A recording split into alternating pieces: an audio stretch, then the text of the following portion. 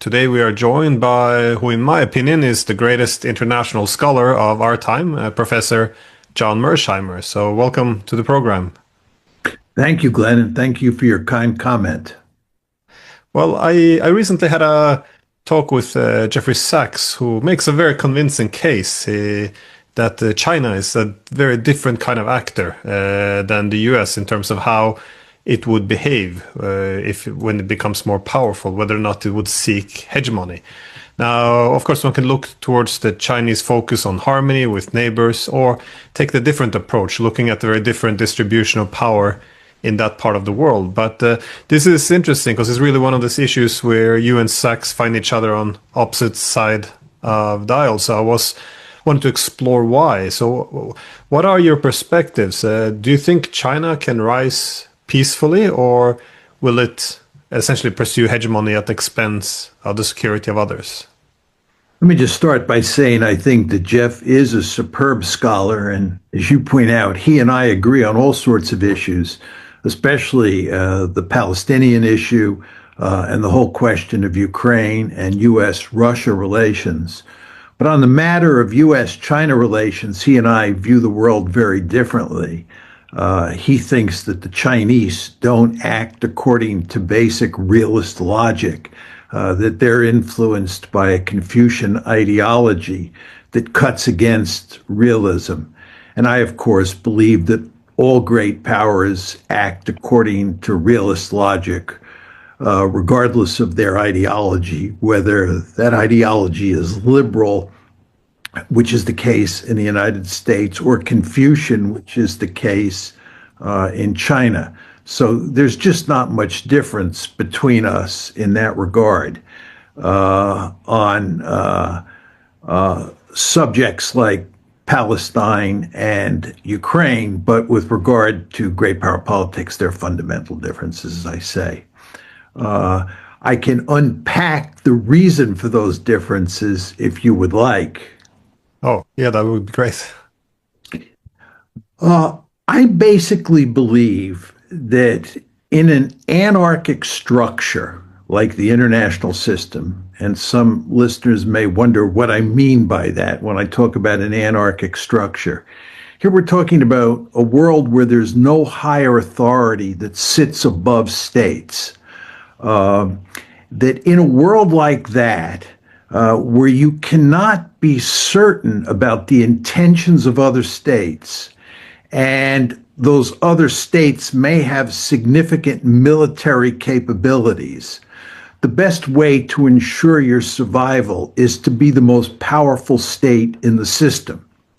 Because if you're in an anarchic system where there's no night watchman, where there's no higher authority, if you get into trouble, if another state comes after you, there's nobody you can turn to for help. This is why we call international politics a self-help system. States have to protect themselves because, again, there's no higher authority. The system is anarchic. And this means that you don't want to be weak, because if you're weak, you're taken advantage of, or at least there's a serious chance you'll be taken advantage of. And no state wants to be taken advantage of. And certainly if it's to the point where its survival is threatened. My favorite example to illustrate this is China. And the Chinese were very weak from the 1840s to the 1940s. And this period is referred to as the century of national humiliation. Why is it the century of national humiliation? Because the European great powers, the Japanese and the Americans, took great advantage of China. They did terrible things to China. Why? Because China was weak and it was vulnerable. And there was no higher authority that China could call on to rescue it. So the lesson that comes out of this, in my opinion, is that you want to be really powerful. I'll just give you another example that I think illustrates this, and it has to do with NATO expansion. The Clinton administration decided on NATO expansion in 1994, and the first tranche of expansion was in 1999 when Poland, the Czech Republic, and Hungary were brought into NATO. And the second big tranche was in 2004 when the Baltic states, Romania, Bulgaria, Slovenia, and Slovakia were brought into the alliance. Now, all the while, the Russians complained bitterly about NATO expansion. They were adamantly opposed, but they could do nothing to stop it. And the question you want to ask yourself is, why couldn't they do anything to stop it? And the answer is they were just too weak. Russia was an extremely weak country in the 1990s and even in the early 2000s. It's only recently that Putin has brought the Russians back from the dead, and we now consider Russia to be a great power. But when Russia was weak, the United States took advantage of Russia. This is just the way great powers act, in my opinion. Great powers tend to be ruthless, and they tend to be ruthless in the sense that they're always interested in increasing their power at the expense of other states. And this means that you want to be really powerful in international politics because it's the best way to survive. In my story, the best way a state can maximize its prospects of survival is to be a regional hegemon, to dominate its region of the world, and to make sure that there is no other regional hegemon on the planet. In other words, the best situation a state can find itself in is to be the only regional hegemon on the planet. And in the world that we now live in and have lived in since 1900 is one where there has been only one regional hegemon, and that's the United States of America. The United States is a regional hegemon in the Western Hemisphere. And the United States does not want any other state to be a regional hegemon. And the end result of this is we have gone to great lengths over time to prevent other countries from dominating their region of the world the way the United States dominates the Western Hemisphere. So in the 20th century, the United States played a key role in preventing Imperial Germany, Imperial Japan, Nazi Germany, and the Soviet Union, all four of those great powers, from dominating either Europe or East Asia. The United States, again, does not tolerate other regional hegemons. And we worked hard to prevent those countries from becoming regional hegemons. And of course, they all wanted to become regional hegemons because they understood that that is the best way to survive. The name of the game is to imitate the United States, to do what the United States has done in the Western Hemisphere. Now, if you fast forward to the present and you talk about the U.S.-China relationship, my view is that as China got increasingly powerful over the course of the 1990s and the first 2 decades of the 21st century, what it would do and is doing is try to dominate East Asia. It would try to become a regional hegemon.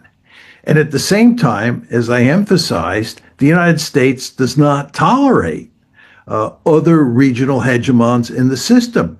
So I predicted long ago that if China rose, number one, China would try to dominate East Asia. And number two, the United States would go to great lengths to contain China, much the way it contained Imperial Germany, Imperial Japan, Nazi Germany, and the Soviet Union. So the security competition that I now see in East Asia involving both the Chinese and the United States is, in my opinion, hardly surprising.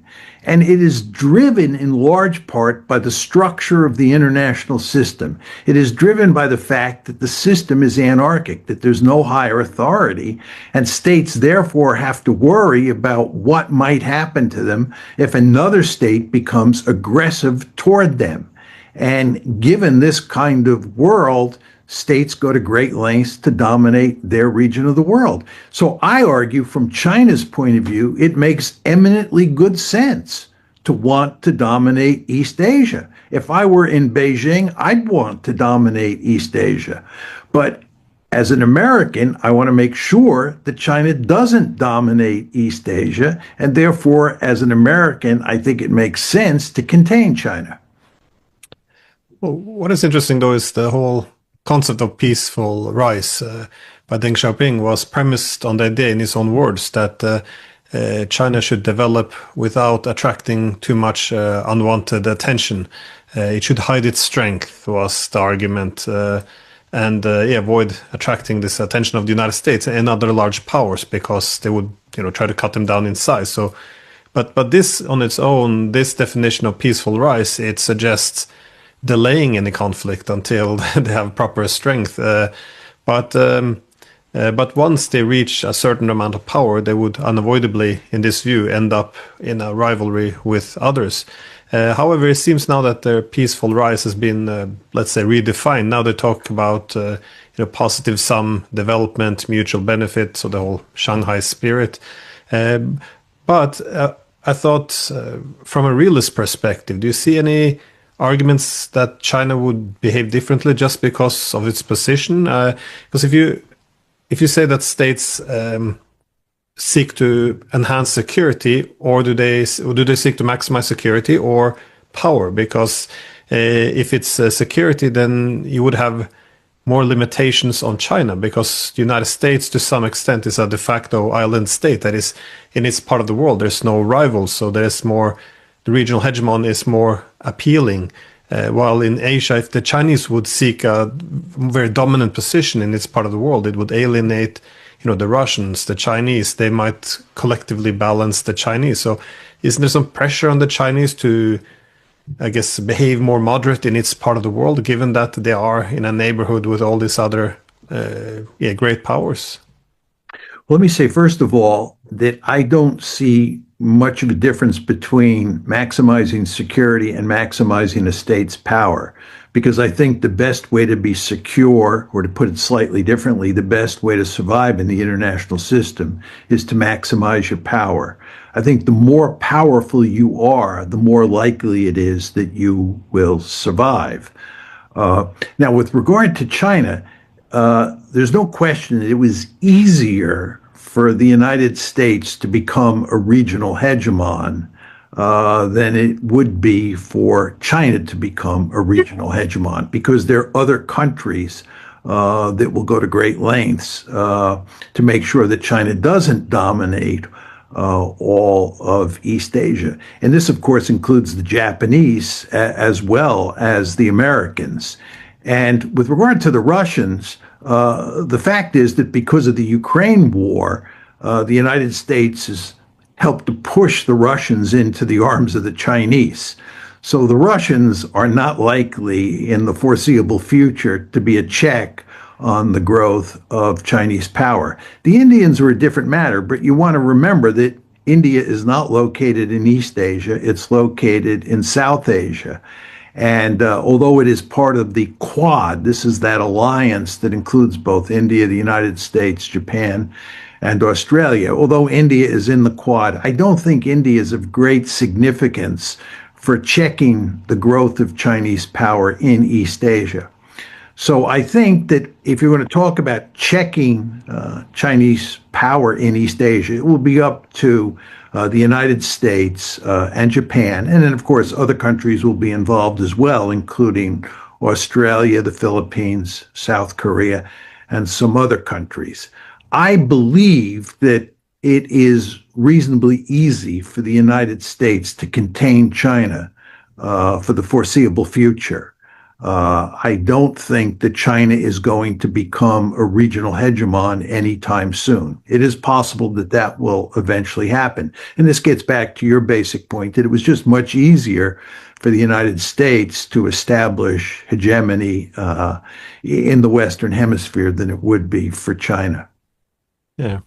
No, I just meant because it seems as if the Chinese, they realize in Central Asia, they have to limit the amount of power they assert, because if they step on the toes of the Russians, then they lose a very important partner, which would instead become like an adversary. But on the topic of Russia, though, you identify, if I'm not mistaken, three great powers in the international system, which is United States, China, and that, I guess, more at a distant third would be Russia. But do you think this policy of the United States trying now under Trump seeking to align itself closer with Russia as motivation for ending the Ukraine war? Do you see this as being organized around the idea of needing to align with Russia against China? And do you see it as a realistic, I guess, a policy, something that can be achieved? Because I don't see it at the moment, but I'm not sure if a medium long term goal might be different. Well, I think, Glenn, when you look at the structure of the system, what you would expect from a realist point of view is for the United States and Russia to be allies and both interested in containing China. But that's not the case, obviously, and that's because of the Ukraine war. The Ukraine war has pushed the Russians into the arms of the Chinese. Now, I think the Trump administration understands, and many other Americans understand, that this is not in America's interests. The Ukraine war hurts us in two ways. First of all, it makes it very difficult to pivot fully to Asia to contain China, because what's happening here is we're pinned down in Ukraine. And if you're pinned down in Ukraine, or to put it more generally, you're pinned down in Europe, then it's very difficult, if not impossible, to fully pivot to East Asia. But the second point is that if you're pinned down in Ukraine in a war against Russia, you're driving the Russians into the arms of the Chinese. And this does not make good strategic sense from an American point of view. Trump understands this, I believe, and he's trying to rectify the situation.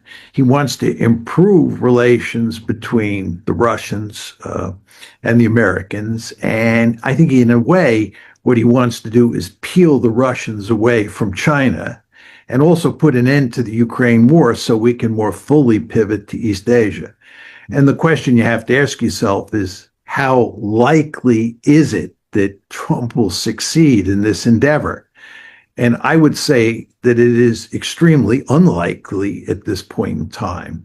I think that the Russians don't trust the Americans at all. They certainly don't trust the Trump administration. And I think the Russians have little interest in moving away from China and moving closer to the United States, simply because they can't trust the United States. So I think the Russians will remain close to China for the foreseeable future. And at the same time, it's not clear that Trump can shut down the war in Ukraine and fully pivot to East Asia. He's done a very poor job up to now of working diplomatically to shut that conflict down. And there's not a lot of reason to think he's going to succeed in the near future. So it looks like we're pinned down in Ukraine for at least the short term. And I think in terms of the long term, it's hard to imagine the Chinese and the Russians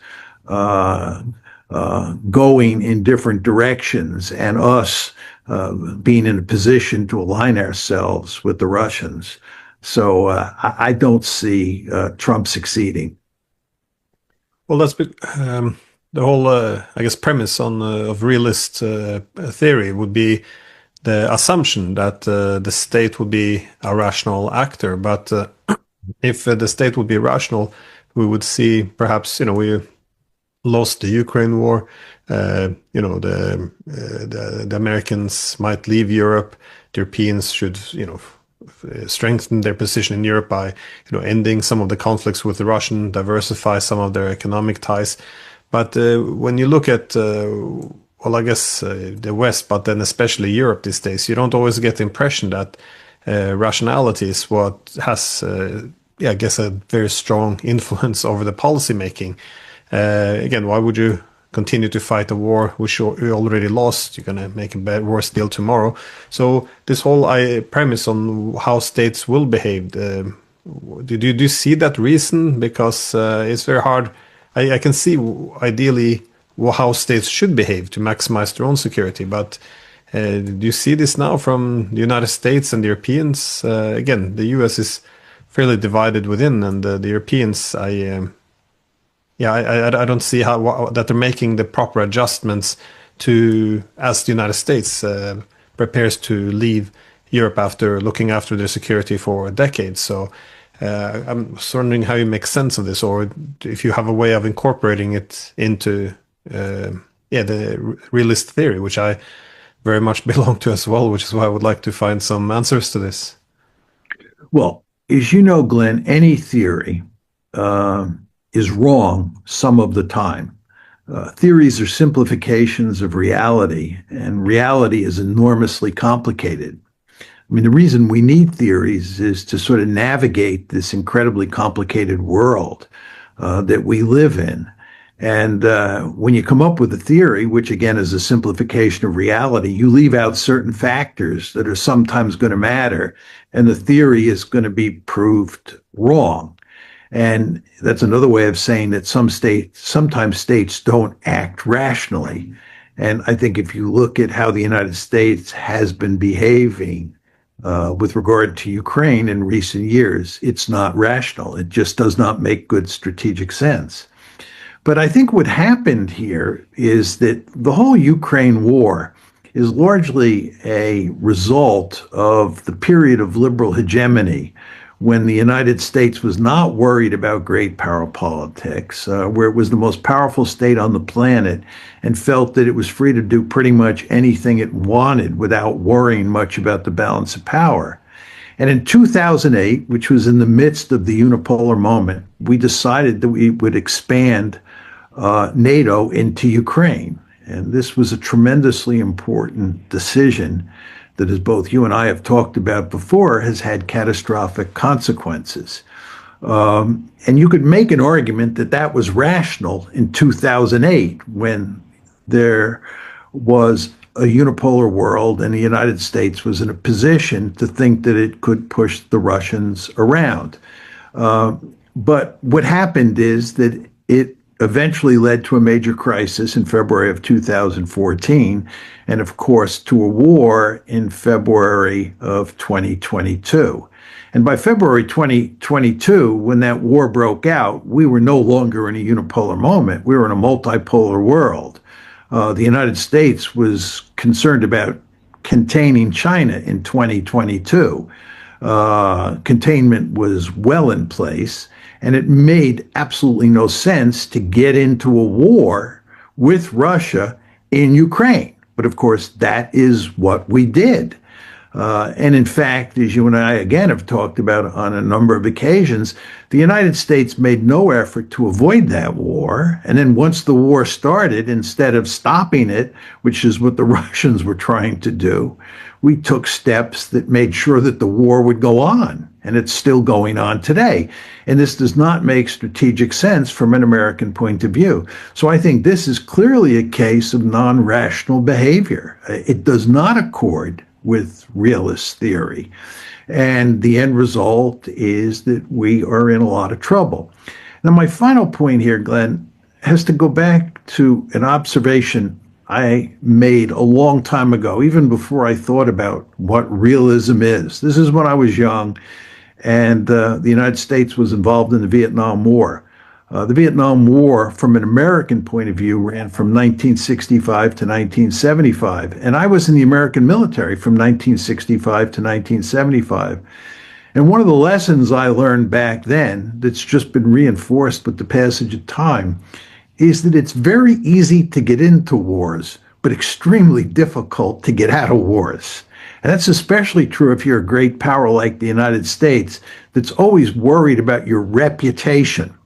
So the United States gets into a place like Afghanistan, and even though it's clear for at least a decade that the United States should exit Afghanistan, it finds it extremely hard to get out of Afghanistan. It takes us 20 years to get out, even though it's clear for many years that we're going to lose the war.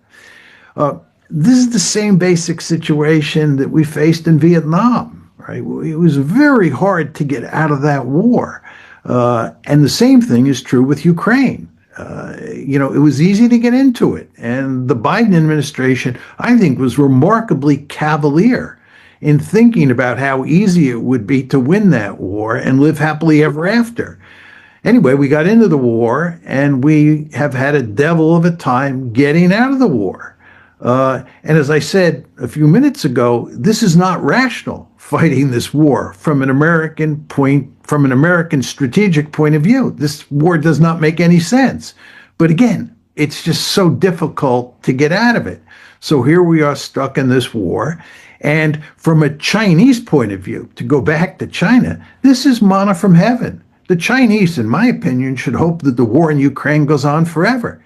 In fact, the Chinese should hope that our conflicts, America's conflicts in the Middle East, go on forever. Because as a result of our close alliance with Israel, we have to deploy large numbers of naval and air assets in the Middle East that otherwise would be deployed in East Asia. The Chinese don't want those assets in East Asia. They'd much prefer to see those naval and air assets in the Middle East. So you have this very interesting situation where the United States, which considers China to be its principal adversary and a country that it has to contain, cannot fully pivot to East Asia to contain China, not only because of Ukraine, which is what we've been talking about mainly, but also because of the Middle East and the fact that, we were in a big fight with the Houthis. We have to protect Israel if it gets into a war with Iran, and so forth and so on. So all of this works to China's advantage. So the Chinese are actually in very good shape in East Asia. Well, yeah, this is also part of what perplexed me. That is a rational United States which recognizes the objective of containing China as its main objective, nonetheless still spends all its resources now in the Middle East and in Europe.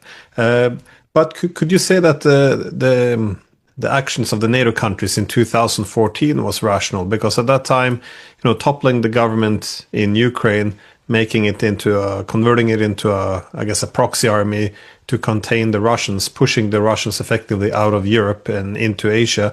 Wouldn't this fit within a rational perspective to prolong the unipolar moment, have collective hegemony in Europe? Now, I would say by 2022, I think it's deeply irrational, because it was quite obvious that everyone was underestimating that it was much more important for the Russians, and had also many more strategic benefits in terms of, the logistics and the actual industrial production. And even more so in 2025, nothing is rational about what's happening now. But already back in 2014, you were one of the first one who, said that this was a mistake. Why did you? Why wasn't this a good strategy in your mind? The toppling Ukrainian government, building it as a proxy against the Russians, to weaken one center of power so America could focus on China instead. Well, my view, Glenn, is that the United States should only be concerned with containing potential regional hegemons. In other words, the reason I think the United States should focus on containing China is because China is very powerful and has the potential to dominate East Asia. I think this is not in America's interest. Russia is the weakest of the three great powers in the system. Russia is not a threat to dominate Europe. I believe Russia is not a threat to conquer all of Ukraine, much less conquer territory in Eastern Europe. The Russians have never manifested any interest in conquering Eastern Europe, much less dominating all of Europe. And furthermore, they don't have the capability to do that. That's the key.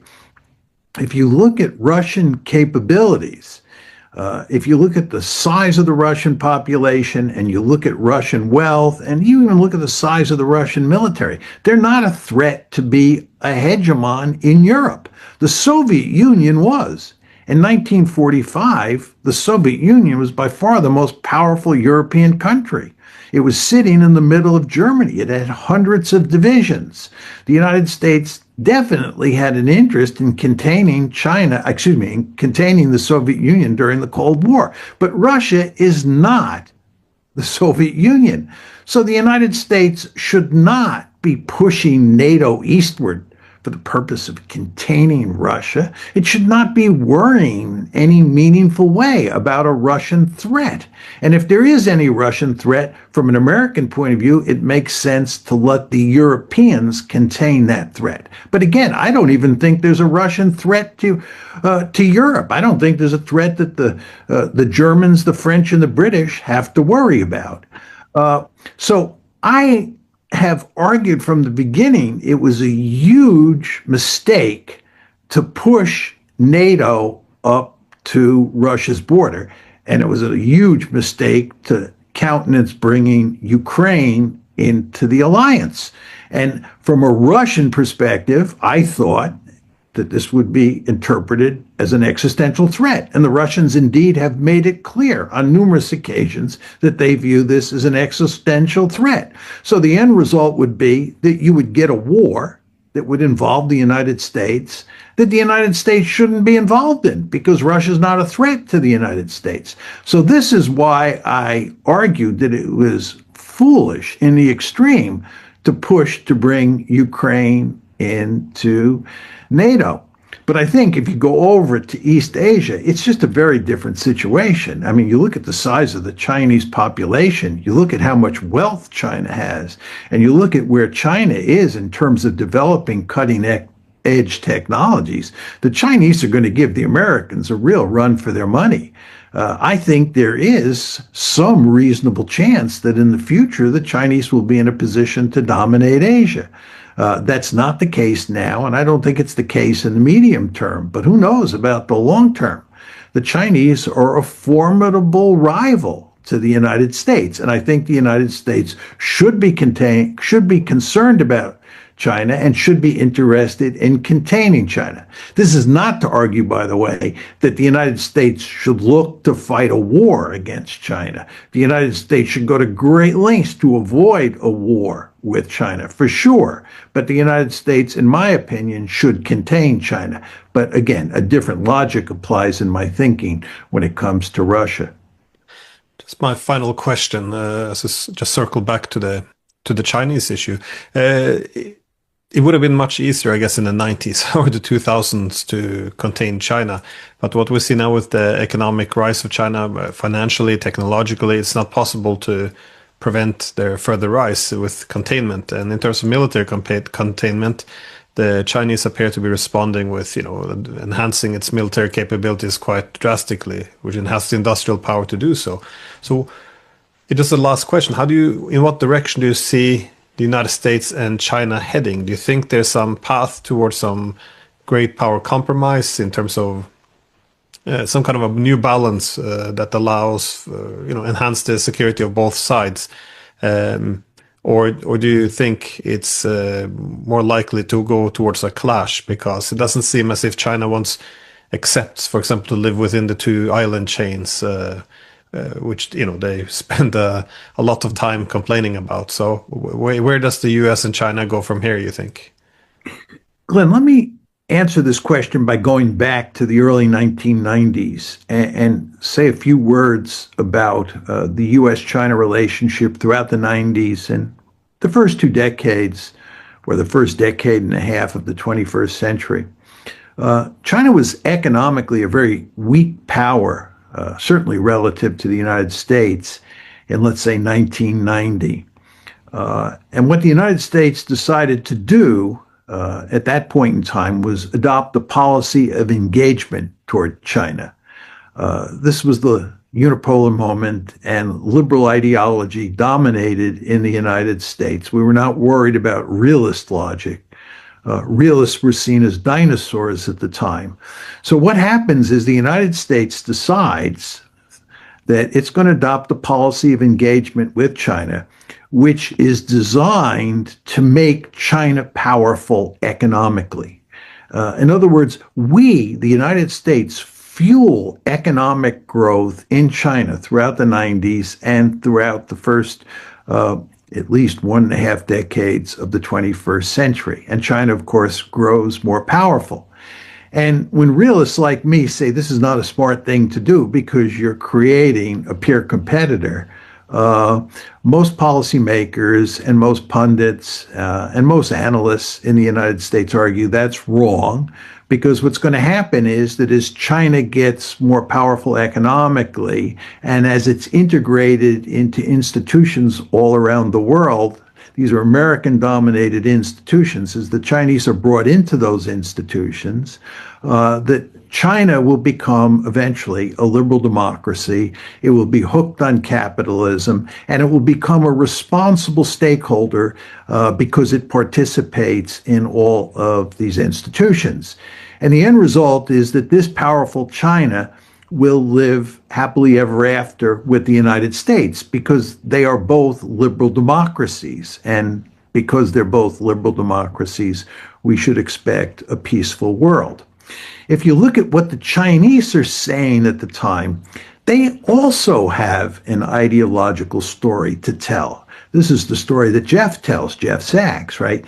And that is that China is dominated by a Confucian ideology, right? And what the Chinese are emphasizing throughout the 1990s, and again in the early 21st century, is that they can rise peacefully because they have a Confucian culture. They don't believe in realpolitik. They don't believe in the ideas of John Mearsheimer any more than the Americans do. So you have these two countries, the United States and China, right, that are fueled by different ideologies that nevertheless both emphasize peaceful rise. The American liberal theory of international politics emphasizes peaceful rise, and Confucianism emphasizes peaceful rise. So for many years, people think that as China grows more powerful, right, as it's integrated into institutions like the World Trade Organization, which really fuels its economic growth, that there's not going to be any problem. Now, my argument all along, and I was pretty much a lone voice in the wilderness, was this is not the way you want to think about this. Because as China gets more powerful, it's going to want to dominate East Asia. It's going to want to act like the United States. In other words, realist logic is going to kick in. But most people thought that I was living in the wrong century and that this is just not the way the world works. We live in a world where ideologies like Confucianism and liberal democracy prevail, and we would be okay. That was the view. But as happened, China began to grow more and more powerful. It began to look more and more like a peer competitor of the United States when you looked at its economic capabilities, and then it began to change, to translate those economic capabilities into military capabilities. And the end result is that the United States started fearing China. That's what happened. It's exactly what I would expect. The Chinese argued that what they were doing was purely defensive in nature. The Chinese said, what's wrong with us building up our military somewhat now that we're getting economically more powerful when you, the United States, are much more powerful militarily than us? The United States didn't see it that way. The United States saw every step that China was taking to defend itself as an offensive move against the United States. As you know, Glenn, this is the classic security dilemma. Anything that one state does to defend itself looks offensive to the other side. And the end result here is that the Chinese began to build up their military capabilities as they got more powerful. And I also believe they began to think about dominating East Asia. And as I said before, it makes perfect sense from their point of view. If you're the Chinese, the question you have to ask yourself is, do you want the United States military in your face? Do you want the United States military in East Asia? If I'm Chinese, if I'm Deng Xiaoping's or Xi Jinping's national security advisor, and they ask me, what do I think of the American military presence in East Asia? I say, I want the Americans out. I don't want the Americans in my backyard. Look, in the United States, we have the Monroe Doctrine. We do not want the Chinese in the Western Hemisphere. Well, if we don't want the Chinese in the Western Hemisphere, why should the Chinese want the Americans in East Asia? And the answer is they shouldn't. So as China grows more powerful, you should expect the Chinese to want to push the Americans first out beyond the first island chain and then out beyond the second island chain. From their point of view, this makes eminently good sense. And of course, the Americans are not going to be happy about this any more than the Japanese, the Filipinos, or the Australians are going to be happy about this. So there's going to be huge pushback. And this, of course, is what you're getting today. So I think what's happened here, Glenn, in a very important way, is those ideologies that underpinned American thinking and Chinese thinking in the 1990s and in the first, decade and a half of the 21st century did not work out the way people anticipated. The world did not become peaceful. Confucianism and liberalism did not provide magic formulas for allowing China to rise peacefully. I think what happened here is that basic realist logic kicked in once you began to move away from unipolarity. Once China began to reach a point where it could be considered a great power, and once Putin brought the Russians back from the dead, and you had three great powers instead of one great power, realist logic was back on the table, as someone like me would expect. Now, am I happy about this? No. My book, where I lay out my realist theory, is entitled The Tragedy of Great Power Politics. And I'd like to underline the word tragedy. I think this is tragic, this situation that we're in with regard to U.S.-China relations. But I think this is just the way the world works when you're in an anarchic system, when you're in a system where there is no higher authority. This is what you should expect. And this is why I was arguing for a long, long time during the unipolar moment that you would eventually reach the point that we're now at. But it is a tragic situation. I regret that this is where we're at. Now, you asked the question, where is this all headed? My view is you want to separate security competition from war. And I think there's no question you now have, and you're going to have for the foreseeable future, an intense security competition between the United States and China. It has a military dimension for sure, and this includes the alliance structures that the United States has fashioned in East Asia, and it has an economic dimension that mainly revolves around cutting-edge technologies. That competition is here to stay for the foreseeable future. There's no question about it. But the really important question is whether or not we're going to have a war between the two sides. And this is a subject that concerns me and virtually everybody else who looks at what's going on in East Asia today. I do not think war is inevitable. And you want to remember that during the Cold War, and here we're talking about the security competition between the United States and the Soviet Union, where the United States was working mightily to prevent the Soviets from dominating Europe and even East Asia, we did not have a war. It ended peacefully.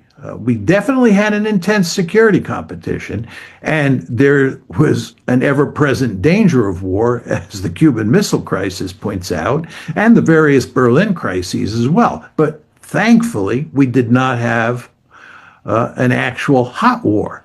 And my great hope is that moving forward, the security competition in East Asia, which is not going to go away, will not result in a hot war. I do remember the ideological mood of the late 90s and early 2000s, the optimism. I think the realist correction to, well, a lot of this assumption, again, based on liberal theory, was that interdependence would be this absolute gain that would produce peace. I think the realist approach to political economy focus more on the relative gains, so who gains the most. And I think this interdependence you saw between the Americans and the Chinese is every year production power shifted from the US to China. Every year China developed a more advanced technology. Every year the Chinese were climbing up the global value chains, disrupting the international distribution of labor. And U.S. debt kept growing, and the Chinese kept taking it over. So the relative shift in power, I think, always put a pressure to. We reached a point now where the Americans are concerned about how big China is, and of course, China also feels that it's grown too big for the American-led regional security architecture. So, this mutual suspicion, I think, was destined to create some tensions. It's just hoping there would be some magical solution to alleviate this. But I have to say, as a consider Chinese who follow the Confucian ideology, they nonetheless seem to be very accommodating of your ideas, as I keep saying on Chinese political discussions. So, if I could make one quick point, Glenn, additional point. When I first started going to China in the early 2000s to talk about the rise of China, the argument that was most frequently used in China regarding why China could rise peacefully was not the Confucianism argument. That was certainly used. But the argument that was used most frequently was the economic interdependence argument, which you were just alluding to. And it was very interesting. The Chinese believed that as they got richer and richer, and they got hooked on capitalism, and economic interdependence became the order of the day, that there was no way the United States and China could go to war because you would in effect be killing the goose that lays the golden eggs. In other words, prosperity depended on the absence of war and the prevalence of cooperation between the United States and China. And everybody was interested in prosperity. That was the principal goal of China, and that was the principal goal of the United States. So economic interdependence would be the magic formula, and it would reinforce Confucian ideology. Now, my response to that back then, and of course it's still my response, is that economic interdependence assumes that the key goal of states is prosperity. And there is absolutely no question that prosperity matters enormously to states. I'm choosing my words carefully here. Prosperity matters enormously to states, both China and the United States. So I can see why people were making that argument. But what they were forgetting is that survival always has to be the principal goal. And survival trumps prosperity, because obviously if you don't survive, you don't prosper, okay? And survival in an anarchic system means that you care greatly about the balance of power, as I emphasized at the beginning of the show. So what this meant was that as China grew economically more powerful, even though you did have this economic interdependence, and even though it made everybody on both sides more prosperous, the fact is that China growing more powerful would be seen as a threat to American survival. This is just the way international politics works. Again, I'm not happy about this, but if you study international politics long enough, you can't help observing this basic phenomenon. So China grew powerful, as economic interdependence theory predicted. There was a great deal of prosperity on both sides, but nevertheless, what really drove the Americans after, I would say, roughly 2017 was a word that you used early on in the conversation: fear. Fear of China. And why was there fear of China? Because China was getting very powerful, right? All that prosperity, all that economic prosperity was leading to a militarily more powerful China. And that's going to generate fear in East Asia with regard to Japan, South Korea, the Philippines, Australia, and so forth and so on. It's going to generate fear in the United States. And the end result is you're going to get security competition in East Asia, which is going to trump all of that economic interdependence theory. And I think in good part, this is exactly what's happened over time. So I think everyone should dust the dust off their political realist books, because I do think political realism is coming back in a big way, and I do see this era of liberal delusion, as you term it, to have blinded us a bit. But anyways, Professor Mearsheimer, thank you so much. Always wonderful to speak with you. Thank you.